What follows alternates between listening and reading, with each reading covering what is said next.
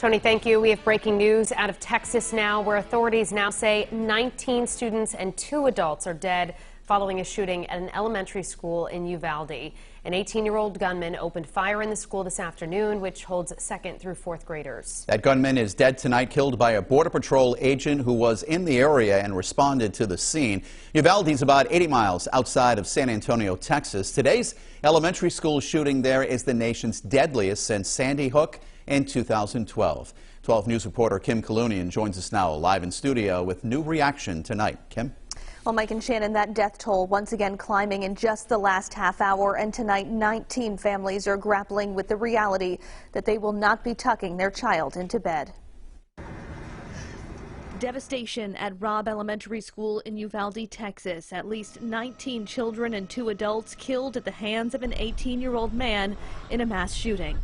Beautiful, innocent, 2nd, 3rd, 4th graders. The horror eliciting renewed calls from Democratic lawmakers, including President Joe Biden, to strengthen gun control laws. It's time to turn this pain into action for every parent, for every citizen in this country. We have to make it clear to every elected official in this country, it's time to act. But Republicans like Texas Senator Ted Cruz pushed back. That doesn't work. It's not effective. It doesn't prevent crime. We know what does prevent crime, which is going after felons and fugitives and those with serious mental illness. He says the way to keep kids safe is by having armed law enforcement on campus. In Rhode Island and Massachusetts, school departments are responding to the violence by enhancing safety protocols. North Providence telling families there will be increased police presence and visibility at their schools indefinitely. Seekonk police saying they too plan to have an increased presence at schools there, noting there is no threat to the town. Tuesday's massacre marks the deadliest elementary school shooting since Sandy Hook in 2012. Connecticut Senator Chris Murphy represented that congressional district at the time, delivering an impassioned speech at the Capitol in the wake of the Uvalde tragedy. This isn't inevitable. These kids weren't unlucky.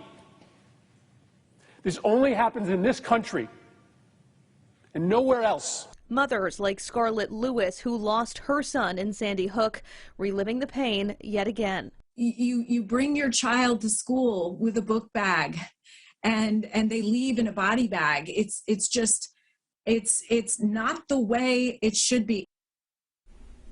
And according to investigators, the suspect in today's shooting first shot his grandmother before crashing his truck near the school, then using 2 guns that he bought on his birthday in the attack. Police believe he acted alone. Live in studio, I'm Kim Kalunian, 12 News.